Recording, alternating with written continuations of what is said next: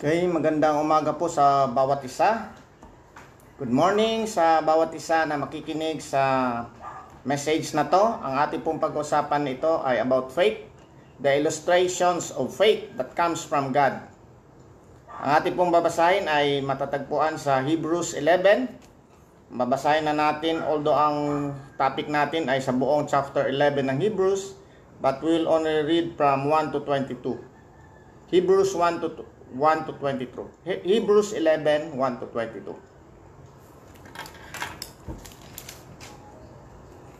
Tayo muling magpapasalamat sa Panginoon sa pagkakataon na tayo ay makabahagi ng kanyang salita sa pamamagitan ng pagbabasa ng Biblia, sa pamamagitan ng ating pagtalakay nito. I hope na matalakay natin ng isa't isa ang mga tao na na-mention dito sa Hebrews 11, but we'll try to read and explain some of them. At ang topic po natin is about faith, no? About faith, kasi pinamagatan ko po the illustrations of faith that comes from God, kasi I believe that this faith comes from God, no? At alam po natin na palagi natin tinuturo ang gospel natin that our salvation is from God. We are saved by our faith through in the work and person of Jesus Christ.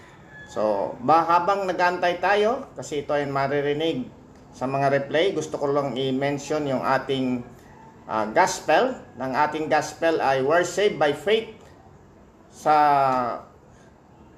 faith kay Jesus Christ na ating Messiah, no?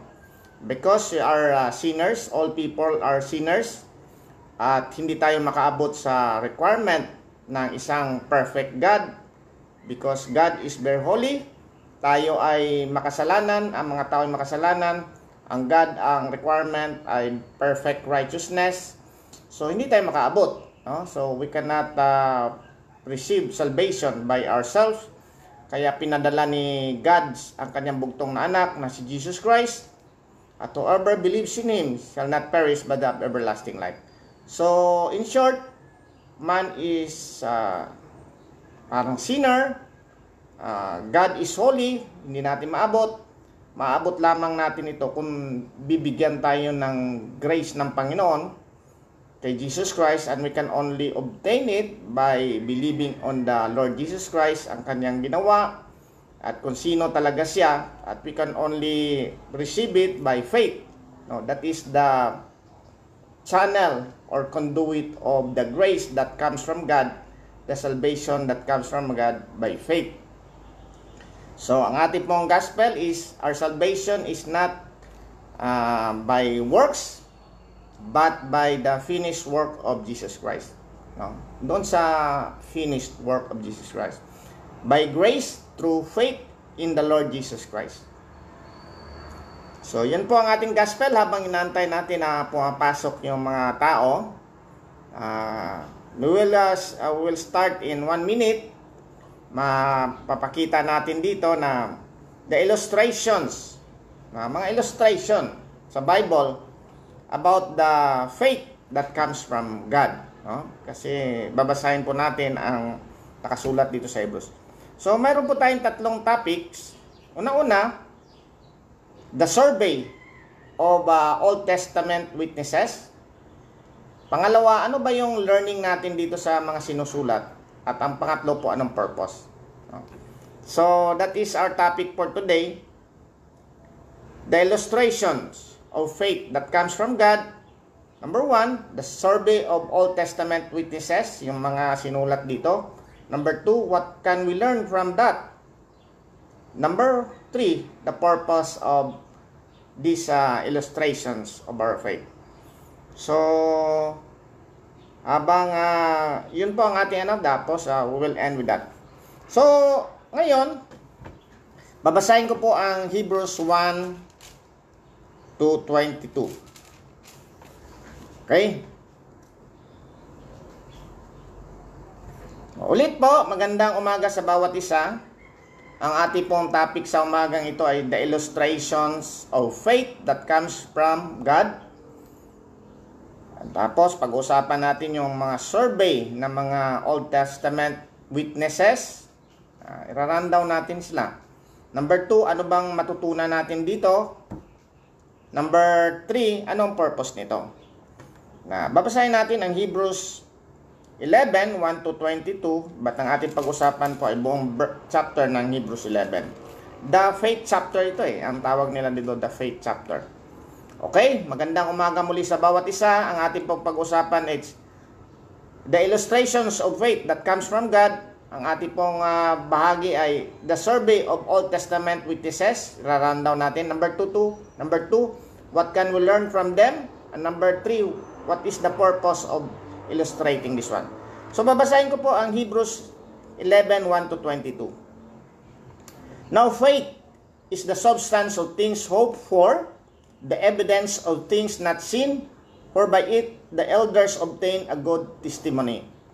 By faith, we understand that the worlds were framed by the word of God, so that the things which are seen were not made of things which are visible. By faith, Abel offered to God a more excellent sacrifice than Cain, through which he obtained witness that he was righteous, God testifying of his gifts, and through it he being dead still speaks. By faith, Enoch was taken away, so that he did not see death, and was not found, because God has taken him. For before he was taken, he had his testimony that he pleased God. But without faith, it is impossible to please him. For he who comes to God must believe that he is, and that he is a rewarder of those who diligently seek him. By faith, Noah, being divinely warned of things not yet seen, moved with godly fear, prepared an ark for the saving of his household, by which he condemned the world, and became heir of the righteousness which is according to faith. By faith, Abraham obeyed when he was called to go out to the place which he would receive as an inheritance, and he went out not knowing where he was going. By faith, he dwelt in the land of promise, as in a foreign country, dwelling in tents with Isaac and Jacob, the heirs with him of the same promise. For he waited for a city which has foundation, whose builders and maker is God. By faith, Sarah herself also received strength to conceive seed, and she bore a child when she was past age, because she judged him faithful who had promised.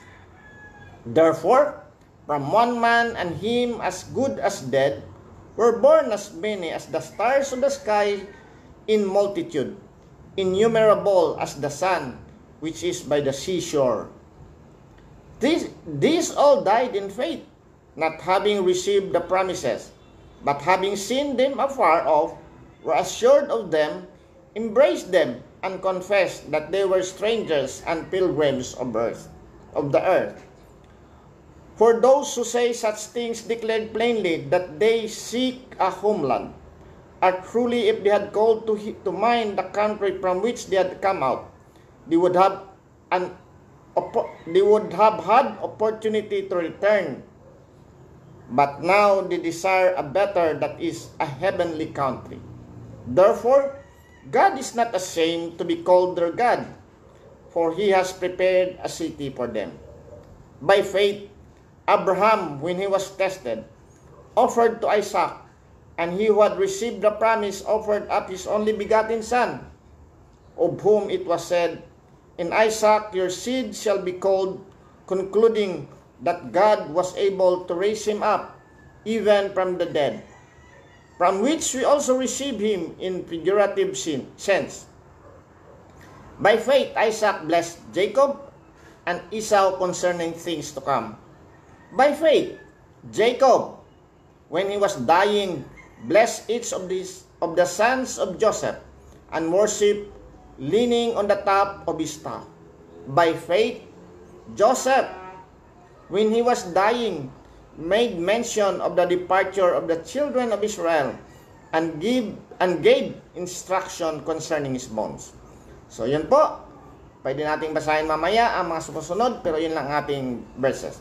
Muli tayong nagpapasalamat sa Panginoon na tayo po ay makarinig ng kanyang mga salita sa pamamagitan ng ating pagbabasa ng Biblia.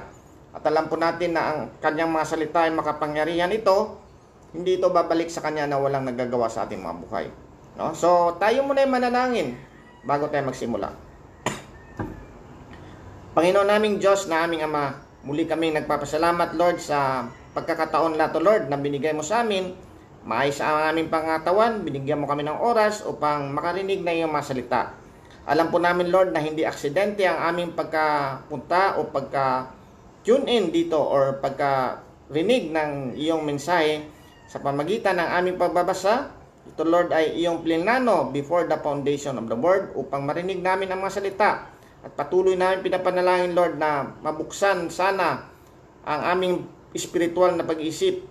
Kami ay nananampalataya na banal na espiritu ang magbubukas ng aming puso't isipan. Lord, patuloy namin pinapanalangin po Lord ang iyong gabay sa akin na magsasalita.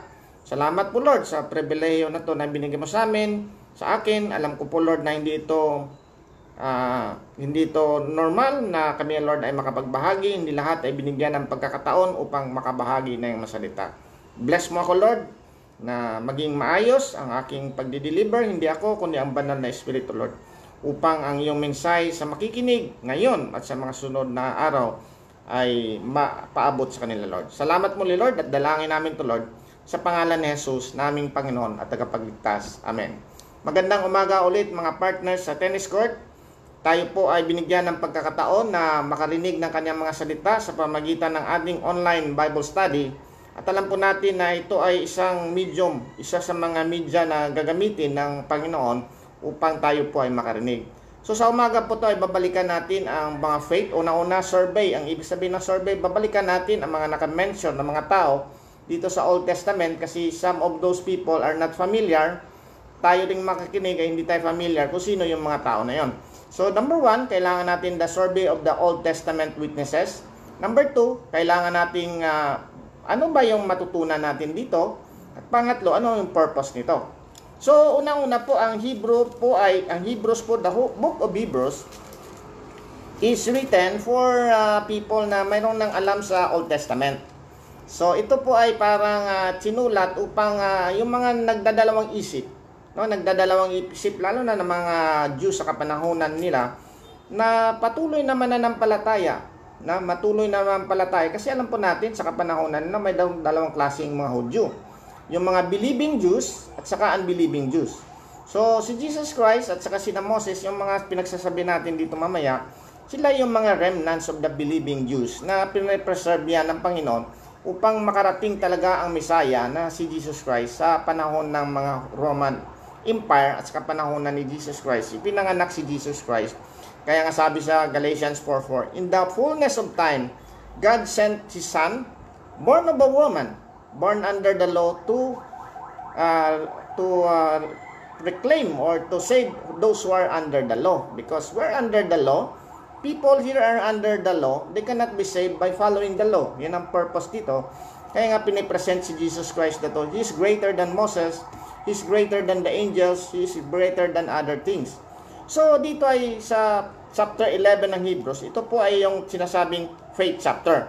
So pinapakita po dito ang different tao ng Old Testament simula kay God, no? Na parang ang atin po ay parang ang pinaka-first nga dito na sentence or verse ay, now faith is the substance of things hoped for, the evidence of things not seen. Napakalalim nito.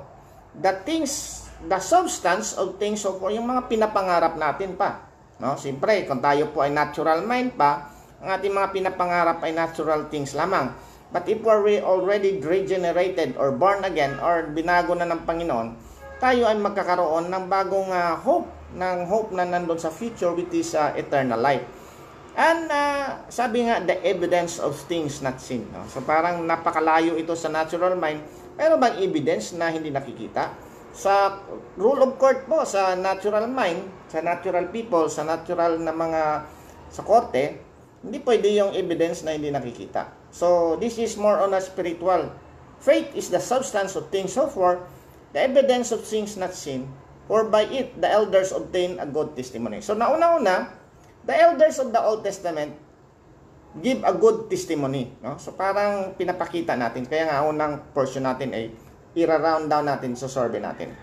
So by faith we understand that the world was framed by the word of God, so that the things which are seen were not made things which are not visible.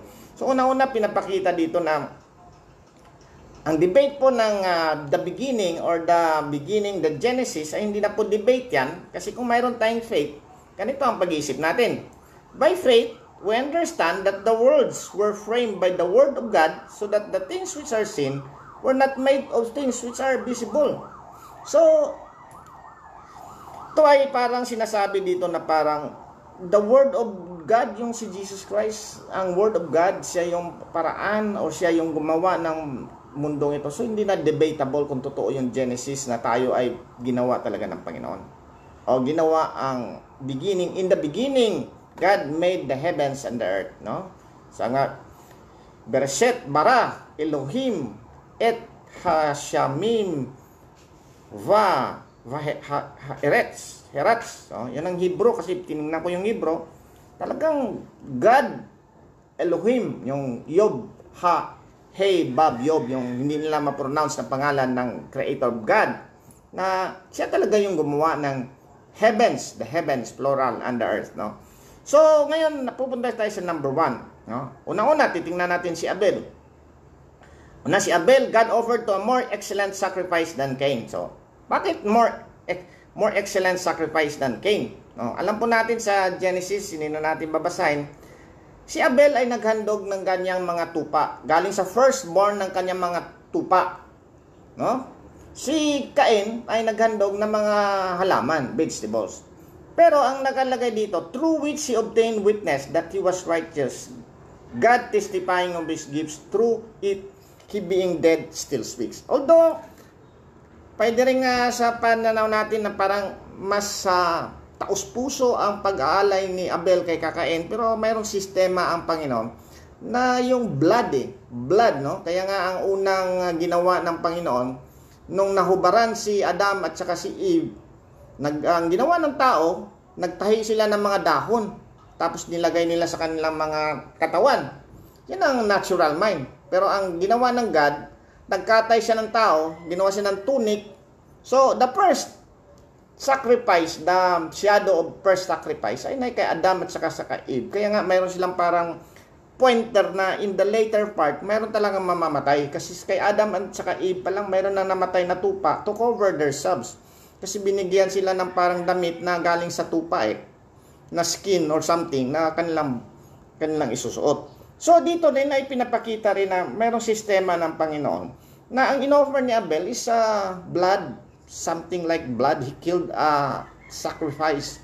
But Cain, no, is vegetable. So parang in the system of God. Kaya nga sabi, God testifying of gifts, and through him being dead still speaks. No? So, ibig sabihin, si Abel, mayroon siyang faith na ganito ang i-offer ko. Although, mahaba yan, ibang topic yan, kung talagang nasa puso ba o the system, but dual yon kung ano ang paghahandog natin sa atin. By faith, Enoch was taken away so that he did not see death and was not found because God has taken him. For before he was taken, he had this testimony that he pleased God. So si Enoch ay isa sa mga tao, dalawang tao po ang na-rapture sa Old Testament na kinuha ng God, hindi na dumaan ng kamatayan, si Elijah at saka si Enoch. Si Enoch ay bago siya kinuha ng God, mayroon siyang faith na he pleased God. So yun ang ibig sabihin dito. Enoch was one of the two Old Testament people na ni-rapture o kinuha, hindi dumaan ng kamatayan. So ganito po ang faith of Enoch, no? Sabi dito, but without faith, it is impossible to please Him, for he who comes to God must believe that He is, and that He is the rewarder of those who diligently seek Him. Although this is very important, yun ang sa ating lalampasan lang muna natin, kasi yun ang topic natin sa number 2. What can we take out from this one? No? So, pupunta tayo kasi ang number 1 ay survey, siyempre, yung si Abel, si Enoch, si Noah. By faith, Noah, being divinely warned of the things not seen, moved with godly fear, prepared an ark for the saving of his household, by which he condemned the world and became heir of the righteousness, which according to faith.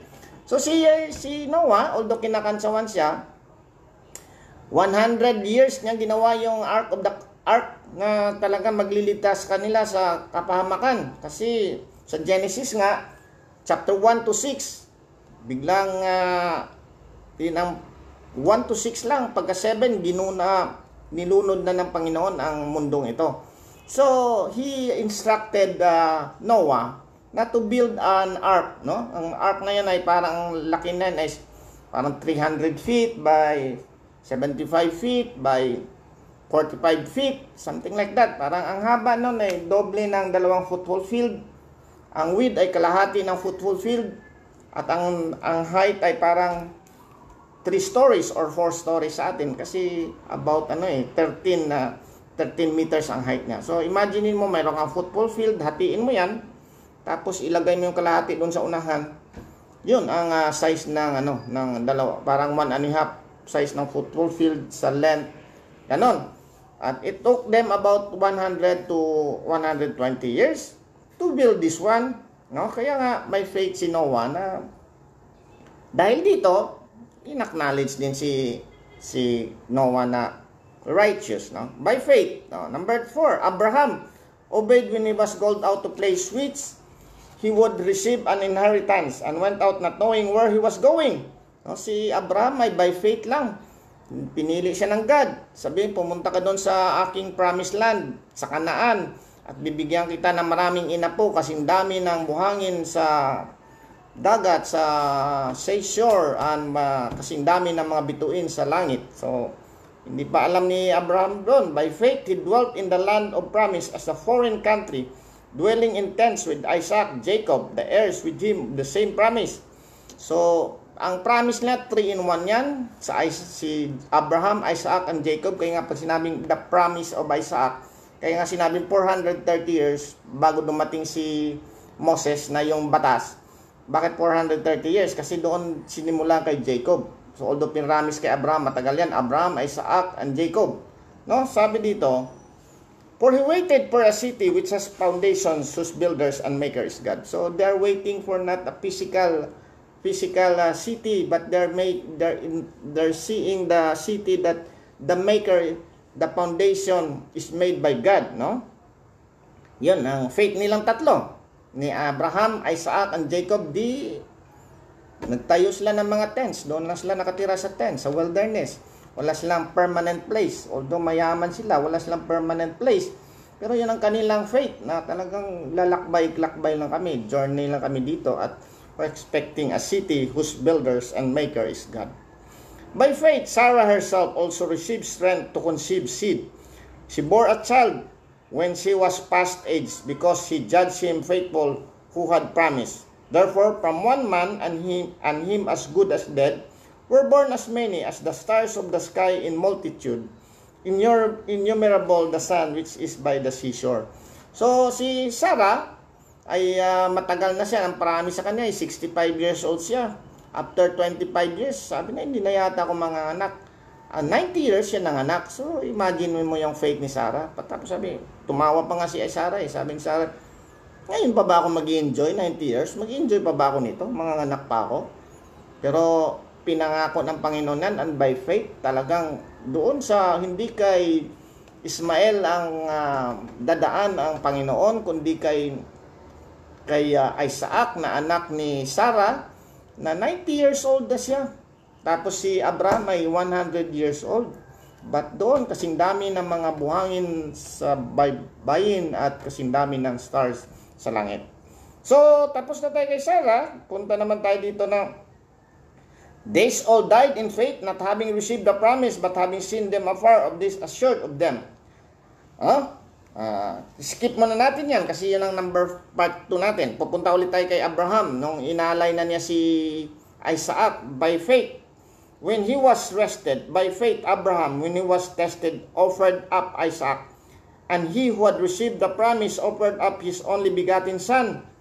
Pag sinabing begotten son, the only son, unique son. No? Because Abraham has many sons. No? Meron pa siyang son kay Keturah na mga 5 or 6, something like that. Pero pa siyang kay Hagar na si Ismael na panganay talaga niya. Pero ang sabi niya, begotten son, this is more on relationship. Sinabi begotten, the only one, the unique one, special one. Kaya nga si Jesus, he is the special one. He was not made. He was a special one. He's the relationship of God, the Father, and with Him, begotten Son, no? He was not created. Jesus Christ was not created. Begotten lang siya, special siya. Kaya nga dito kay Abraham, sabi, Isaac, his only begotten son, on whom he was said, in Isaac your seed shall be called. No? Doon dadaan ang seed na si Jesus Christ. Kasi alam po natin, mga anak si Isaac, si Jacob, si Judah, something like that, David, papunta doon kay Jesus Christ. Concluding that God was able to raise him up when even from the dead, from which he also received him in figurative sense. So, nung papatay na ni Abraham si Isaac, alam niya by faith na maski patayin ko to si Isaac, mabubuhay ito. So by faith, no, although hindi inalaw ng Panginoon na mamatay talaga si Isaac, mayroong ni-replace na isang ram doon sa ticket na ang kanyang sungay ay na-trap doon sa ticket, sa grasses, yun ang kabilang handog. No, so by faith Isaac blessed Jacob and Esau concerning things to come. So si Isaac blessed na si Jacob, no, at saka si Esau, no. Sabi dito by faith Jacob, maganda ito mga kapatid, bago to sa atin. By faith Jacob, when he was dying, blessed each of the son of Joseph and worship leaning on the top of his staff. No, so binless si Jacob ang dalawang sons of Joseph. Kasi alam po natin bakit naging 12 tribes of Israel. Si Joseph ay mayroon dalawang anak, si Ephraim at saka si Manasseh. Si Ephraim at saka si Manasseh. Si Jacob, yan ang tinatawag na Israel. Pinalitan ang pangalan ni Jacob ng Israel kasi nakapag-wrestling siya doon sa angel of God. Yun yung theophany, yung God talaga yun na parang nag-represent doon sa angel. Pero another topic yung theophany, parang God illustrated in a form of a man or an angel. Pakipag-wrestling si Jacob doon at sabi na, hindi bibitawan hanggang hindi mo ako i-bless. So sabi na, sige, pangalanan kitang Israel because you wrestled with me. Wrestled with me. Yun ang bayan-bayan ng Israel ngayon. Ngayon, si Israel ay mayroong 12 na anak. No, hindi ko nang babanggitin, mahaba pa. Pero mayroong isang anak doon, si Levi. Ang isang anak din niya, si Joseph. Si Levi ay in-acknowledge siya na parang priest of the 12 tribes of Israel.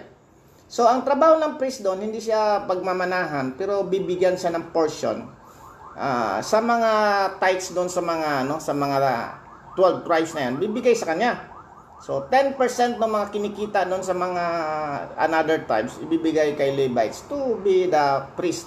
Siya mag-handle ng priest. Kasi sa kapanahon nila, mayroon pa priestly functions kasi illustration din yan na in the later part, Jesus will become our ultimate or high priest na mawawala na yung priesthood functions. Kaya nga lahat ngayon ay priesthood of believers. But another topic yan. Pero si Levi ay inatasan yan ang lahi ni Levi. Kaya nga doon sina Aaron, sina Moses, mga priest lang sila, no? Kohathites yan sila, sina Moses. Although ang Kohathites ay one of the families of the Levite. Si Levi ay inalis na, hindi naman inalis, parang priest. So, naging 11 na lang. 11, parang naging 12 yan, 11 na lang. Si Joseph namatay ito, pinalit na si Manasseh at saka si Ephraim. Kaya ang 12 tribes, yung sons of Israel, minus Levi and Joseph, ang pinalit si Ephraim at saka si Manasseh. Ayan. 22, by Joseph, when he was dying, made mention of the departure of the children of Israel and gave instruction concerning these bonds. Maganda ito kasi by faith si Joseph, alam po natin ang history ni Joseph. Siya ay nagiging Parao, governor, next in line of the Pharaoh of Egypt kasi kanyang dream na magkaroon ng taggutom ng 7 years, nagka-abunda ng 7 years, magkaroon ng taggutom. Ginawa siyang parang pinaka-governor noon, next in line with the Pharaoh. Kaya nga nakasustain yung nakalipat sina Joseph, sina Jacob doon sa Israel. So, dito po sa Genesis, babasahin ko lang kasi gusto kong ipaliwanag ito. Sa Genesis, sa Genesis 50, the last chapter of Genesis, sabi niya dito sa 24:50. And Joseph said to his brethren, yung nakausap nito ni Joseph ang kanyang brethren, kasi alam po natin ang kwento dito na natatakot na yung brethren nga kasi tinapon nga siya, pero siya nagiging hari ngayon or parao or governor. And Joseph said to his brethren, I am dying, but God will surely visit you and bring you out of this land to the land of which he swore to Abraham, to Isaac, and to Jacob. Sabi ni Jacob, alam ko mamamatay na ako, pero hindi tayo magsistay dito sa Egypt. Ang promise ng God ay doon tayo sa Kanaan. Ang promise niya kay Abraham, to Isaac, and Jacob. Then Joseph took an oath from the children of Israel, saying, God will surely visit you, and you shall carry up my bones from here. So Joseph died being 110 years old, and they embalmed him, and he was put in a coffin in Egypt. So alam ni Joseph na mamamatay siya. At sabi niya, in the long term, di talaga tayo magsistay dito sa Egypt, no? Buksan niyo po sa Exodus 13:19. Kasi talagang dinala talaga yung ang ni Joseph sa Exodus 13:19. And Moses took the bones of Joseph with him, for he had placed the children of Israel under solemn oath, saying, God will surely visit you, and you shall carry up my bones from you with here. So, ilang years na yun, nakatampas na, dumating na si Moses, ilang years na, kalimutan na nga ni Pharaoh kung sino to si Joseph, dumating, na Exodus na, lumabas na sila. Natandaan ni Moses na may pirnamis ang Israel kay Joseph, na dadalhin niya yung bones ni Joseph. So, balik tayo doon sa ating kasi gusto ko lang ipakita yung doon. By faith, si Joseph talaga, alam niya na hindi magsistay dito sa sa Egypt. Tayo ay pupunta talaga sa Kanaan. Okay. By faith, Moses, when he was born, hidden 3 months by his parents, si Amram at saka si Jochebed, because they saw her was beautiful, tinago nilang 3 months, no? Kasi papatayin ng Pharaoh ang mga anak By faith, Moses, when he became of age, refused to be called the sons of Pharaoh's daughter. Bakit refused? Kasi si Moses ay nalagaan to ng Pharaoh's daughter. Nandun na yung comfort ng buhay niya kasi nakatira pa sa palasyo. Pero ang iyong mga kamag-anak nandun sa labas, no? Sabi niya, choosing rather to suffer affliction with the people of God than to enjoy passing pleasure of sin, esteeming the reproach of Christ greater riches than treasure in Egypt, to look to the reward. So, si Moses ay by faith, inabandon niya ang kanyang pagka-royal blood, no? Inutusan siya, pinalayas pa nga ng 40 years, pinabalik lang siya ng God after 40 years, niligtas siya. Dumaan sila doon sa Red Sea, at dumaan sila sa wilderness. Ngayon, si Joshua naman, si Jericho, yung pagpasok nila sa Kanaan, ang una nilang yung Jericho's Fall, the wall of Jericho's Fall, na umikot sila doon, by faith din yan. What more could I say? Gideon, Barak, Samson, Jephthah, David, Samuel, tapos who faith subdued kingdoms, tinalo mga kingdoms, work righteousness, obtain promises, stop the mouth of lions. Si Daniel ito, tinigil yung babig ng lions, quench the violence of fire.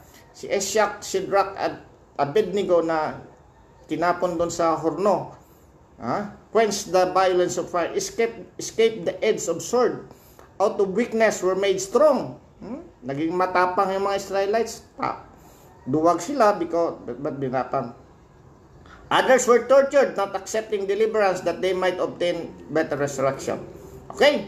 So, nandun na yung mga survey natin. Ngayon, anong take out natin? Ang unang take out natin, kasi tapos na yung survey, nandun na yung mga tao na pinapakita na. Ang pangalawang take out natin dito, sabi dito, verse 6, but without faith, it is impossible to please Him, for he who comes to God must believe that He is, and that He is a rewarder of those who diligently seek Him. So, ibig sabihin, without faith, we cannot please God. Without faith, we cannot please God. Kasi dapat maniwala tayo that He is, na nag-exist yung God. Nag-exist yung God, and in our time, Jesus is our Savior and our Messiah. We must believe that Jesus is truly God and truly man. That He existed. No? He's still existing now and seated in the right hand of God. At He is the rewarder. No? Maganda ito. That He is a rewarder of those who diligently seek Him. So, He is a rewarder of diligently seek Him. Ngayon, yun ang unang take out natin. Dapat di natin mapiplease ang God without the faith. Without the faith. Ngayon, dapat nating isik siya kasi He will reward us. No? But ang title nga natin, the faith that comes from God, it is coming from God, our faith, because from the examples given below, it is impossible na galing lang sa kanila ang faith na to. It is from God. It is all from God. For by grace you have been saved through faith, and that not of yourselves. It is the gift of God, not by works, so that nobody could boast. So, nagpapasalamat tayo sa Panginoon about this one. Sabi nito, by faith, no, sina Isaac waited for the city which has the foundation, whose builders and makers God. So we're not looking for a temporal successes here na parang, although byproduct yan ng ating salvation, because Abraham was very wealthy when he traveled. He will provide us, God provided Abraham with wealth, much wealth, na hindi sila naghihirap. But si Abraham hindi nakafocus doon sa temporary wealth niya. He is focusing on the city which has the foundation, whose builder and maker is God. Sa ating mga takeout ngayon dito, kasi ang ating parang natural mind ay talagang maraming mga prosperity gospels ngayon na kaya kayo pumanta sa Panginoon kasi pagpapalain kayo dito sa mundong ito, hindi kayo magkakasakit, yayaman kayo, wala kayong problema sa relationship. That is not completely correct. Partially correct, pero hindi yan ibig sabihin na pag nanampalataya sa Panginoon, hindi na tayo magkakasakit, hindi na tayo problema sa pera, hindi tayo problema sa relationship. Kasama yan. But we also have faith that when we serve the Lord, He will provide us with our needs and wants. Sabi nga ng isang kaibigan ko namatay na nagpastor, Lord, huwag naman yung needs lang, dagdagan mo naman ng konti para sa wants namin. But this one, ang unang dito, we're focusing on the city with the foundation of God, builder and maker of God. No? Number 3, these all died in faith, not having received the promises. Wow, mabigat ito. But having seen them afar off, were assured of them. We are assured. Kaya nga, we insisted talaga at it is written in the Bible that our salvation is secure. Kasi kung hindi secure yan, hindi na nga tayo makaka-obtain ng promises dito sa temporal natin completely. Hindi pa natin ma-obtain yung promises from ng eternal. No? Embrace them and confess that they were strangers and pilgrims of the earth. Ano ibig sabihin ng strangers? Naglalakbay lang sila dito, katulad din natin. Were strangers and pilgrims of the earth. For those who say such things declare plainly that they seek a homeland. And truly, if they had called to mind the country from which they had come out, they would have had opportunity to return. Sabi nga, sabi nga ni Abraham, bakit pa ako nagkahirap ito? Mayaman na ako doon sa Ur, no? Marami na akong pera doon. Bakit pa ako? Ganon din sa atin. Minsan, paglabas natin sa Egypt, sabi ng mga Egyptian nga, bakit Moses, pinadala mo pa kami dito sa promise mong Kanaan? Mamamatay kami dito, damantalang doon sa Egypt, maraming pagkain doon, sufficient ang pagkain doon. May mga cucumber, may pepper, may mga doon. Samantalang dito, ay mana lang at saka quail, no? Pero ang hindi nga yan ang purpose Minsan tayo ay inalis tayo ng Panginoon ng ating pagkakasala. Minsan nakaka-encounter tayo doon sa wilderness because of our disobedience. But parang sinisipan natin ng Panginoon, Lord, bakit mo naman ipinakita pa sa akin ang salvation na to? hindi na tuloy ako makakapunta sa mga iba't ibang lugar. May disco, mga something doon sa beer house, hindi na ako makakapunta. Yan ang mga ano, wag na. Yung tinuro ni Brother Carlo na yan, wag na, hindi na kayo makakapunta doon sa mga iba't ibang lugar. Imbes na magpapasalamat tayo na we are saved from the power of sin, na nakalampas ka na, hindi ka na alipin doon sa sin. Kaya ang illustration doon, gusto nyo ba magpaalipin doon sa Egypt? May promise doon na Kanaan na pumunta kayo doon. Yun ang purpose natin dito. Di ba tayo nagpapasalamat na binago ang ating puso't isipan, na maintindihan natin ito, pero sinisisi pa natin na ayaw ko makinig dyan kasi kung makikinig ako dyan, marami ng bawal. Yun ang parang natural mind, marami ng bawal, hindi makikita. Na talagang, this is our destiny, na talagang makatakas tayo sa kasalanan. Hindi tayo doon sa Egypt, hindi tayo doon sa kasalanan natin na pagsistay tayo doon, lalabas tayo doon sa labas. No, we'll go to Canaan, na procedure nga yan, paradaan doon. And not in the Canaan, in this temporary world, but in the Canaan talaga, in the eternal world. No? And truly, if they had called to mind that country from which they had come out, they would have had opportunity to return. But now, they desire a better, that is a heavenly country. Therefore, God is not ashamed to be called their God, for He has prepared a city for them. God is not ashamed to be called our God, and we are not ashamed to call God, kasi mayroon talagang prepare si Jesus Christ a city for us, no? For us. This is just an illustration sa mga parang shadows ito, no? Sabi dito, verse women receive their dead raised to life. Ito yung mga women na widow na binuhay ni Elijah at binuhay ni Elisha. Dalawang magkaparallel yan si Elijah sa 1 Kings, si Elisha sa 2 Kings, na mayroon silang dalawang binuhay na bata na matay, no? Received their dead to life again. Others were tortured, not accepting deliverance that they might obtain a better resurrection, no? Kaya nga better resurrection, kasi nga ito yung isang source doon na the resurrection of the Old Testament people is not the same as our resurrection. Kaya nga lumabas yung parang pinakano na the believers of Jesus Christ, the church, will be resurrected in the rapture before the tribulations, and the Old Testament people will be resurrected after the tribulations. But ang another interpretation dito, better resurrection, na talagang when they are resurrected, they are not in the resurrection of damnation, but in the resurrection to eternal life with the presence of God.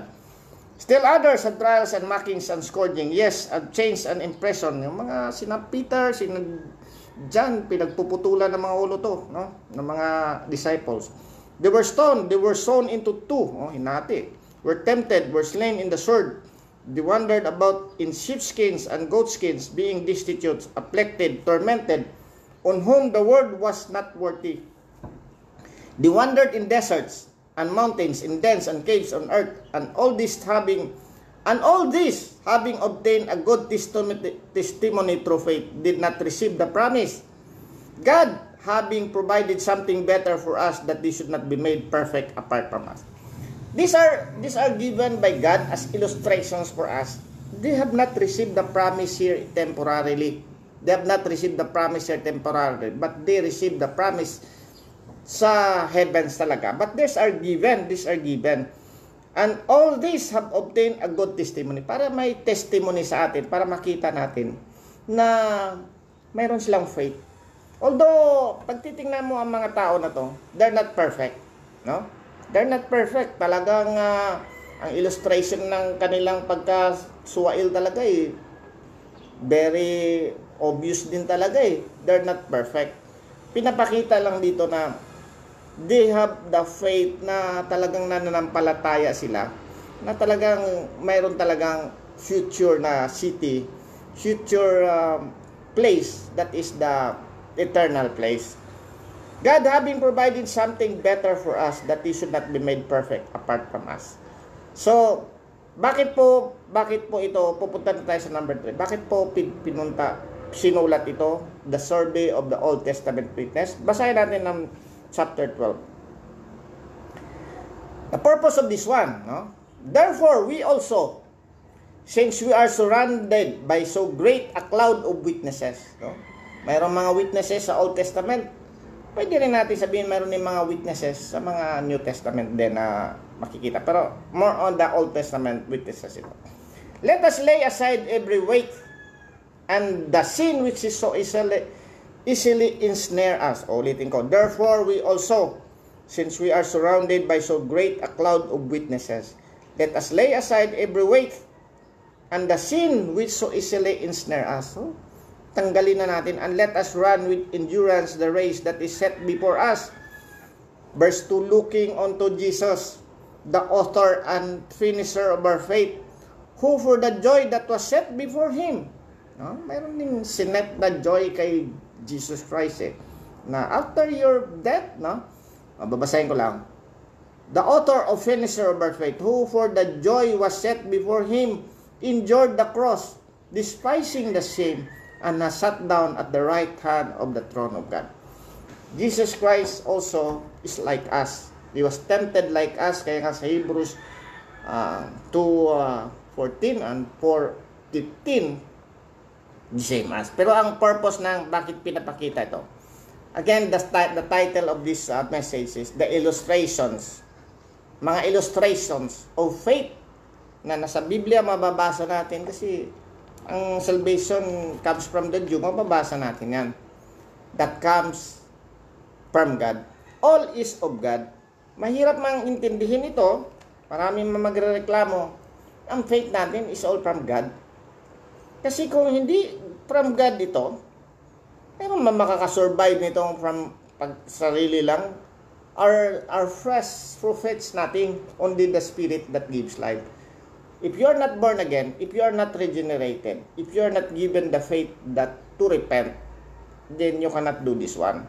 That is why we'll go back again to the gospel that we cannot do it ourselves. Repentance is from faith that comes from God. At tayo po ay mag-humble tayo na parang mabuti na lang, Panginoon. Or humingi tayo ng tawad sa Panginoon. Lord, bigyan mo naman ako ng pananampalataya na makapag-repent, makasunod sa iyo at maniniwala sa iyo. Because without faith, no one can please God. So, dito po ang ating purpose po dito. These are illustrations to us to tingnan. If we can follow. No? But, dapat makita natin na mayroong plano ang Panginoon. Hindi ang plano ng Panginoon dito sa temporary things. Although sinasabi ko nga sa kanina na we have sabi naman ni God, I will never leave you nor forsake you. Habang tayo naglalakbay sa mundong ito, we should have faith that He will provide us. Kaya nga kung mayroong faith tayo, the evidence of things, the evidence, the substance of things hoped for, and the evidence of things not seen. Yun ang faith natin. Salamat sa Panginoon kung mayroon tayong faith. Mayroon kayong faith na ganon. Kung mayroon kayong faith katulad ng Abraham, good. Gawin mo kay Abraham. But, ang faith lang naman na kailangan ng Panginoon ay talagang makasunod tayo. Binibigyan tayo ng repentance. So, ang gagawin natin, let us lay aside every weight. Tanggalan na natin ang mga balakid o mga nagharang sa atin and sin which so easily ensnare us. Isa ito sa mga parang imperative or commandment na tanggalin na natin yung sin na mga sa atin sa paglalakbay. Let us run with endurance the race that is set before us. Mga kapatid, mga kaibigan, if you are tuned into this one, there is a race that was set before you before the foundation of the world. There is a race. Dapat lumakad ka doon sa dulo. Dumaan ka doon sa daan na yan. Kasi sabi nga doon sa 5:24 ng John, Verily, verily, I say to you, he who believes my word and believes on him who sent me as everlasting. Most assuredly, I say to you,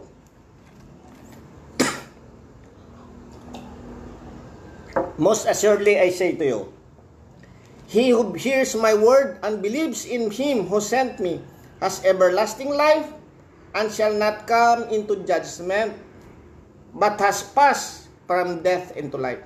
Mga kapatid, if you are listening now, there is a set, there is a race set on you. This is not the race set to death. This is a race set to life. Kaya nga, kung ikaw maniniwala kay Jesus Christ and He who sent Him by God the Father, you will be saved. You will be transferred to a new set of race na ang destination natin is that city which has the foundation and the maker was made by God. So mga kapatid, I hope na itong faith na to, mananalangin tayo na faith that comes from God will be in us, because without faith, it is impossible to please God. Unless a man is born again, he cannot see the kingdom of God. He cannot see and he cannot enter the kingdom of God unless a man is born again. Kaya mananalangin tayo, Panginoong Diyos na aking Ama, Lord, patawarin mo ako, bigyan mo ako ng faith upang humingi ng tawad sa iyo, Lord. At humingi na ikaw ang aking Panginoon at naniniwala ako na you are a true God. You believe that He is, and He is the rewarder of those who diligently seek Him. Tayo manalangin na tayo makasalanan at tanggapin natin si Jesus Christ. Although sabi cliche naman yung tinuturo mo, but parang that is really the process of salvation. Believe on the Lord Jesus Christ and you will be saved. You will not be saved by your works. You will not be saved by your sacraments and by following the law. You can only be saved by the grace of God through your faith in the Lord Jesus Christ. Kaya nga, we have to ask na talagang bibigyan tayo ng Panginoon. Salvation is all of God, mga kapatid. And I hope this chapter na binabalikan natin, mapapakita na these are the testimonies of those people who have faith, and without faith, we cannot please God. Banalangin tayo sa ating mga buhay. Ngayon ang pagkakataon mo, you are set into a new race. Iwanan mo na yung dating buhay mo na nabihag sa kasalanan, dumadaan sa kasalanan, dumadaan sa daan ng kasalanan. Tanggalin mo yon. Lumipat ka na kasi you are transferred from death to life if you believe on the Lord Jesus Christ. Tayo po'y manalangin, mga kapatid, mga kaibigan na makikinig sa mundo sa atin. Panginoong Diyos naming Ama, Lord, alam po namin, Lord, na hindi aksidente ang aming pagkarinig na yung mga salita. At alam po namin, Lord, na you planned this before the foundation of the world, na bibigyan mo kami ng buhay na walang hanggan kung kami, Lord, ay mananampalataya sa iyo. Kasi wala pong naliligtas na hindi nananampalataya sa only way, Jesus Christ. At kami, Lord, ay nananampalataya na you give us faith to believe in the Lord Jesus Christ, magrepent sa aming kasalanan, umalis sa kasalanan that ensnares us, and go to the new race that was set before us. Lord, patuloy na ang pinapanalangin, Lord, ng bawat isang makarinig, Lord, ay lumipat at manalangin na ikaw ang aming Diyos na tagapagligtas. Salamat mo, Lord, sa blessing. Salamat sa faith na binigay mo sa amin. In Jesus' name, Amen. God bless po, mga kapatid.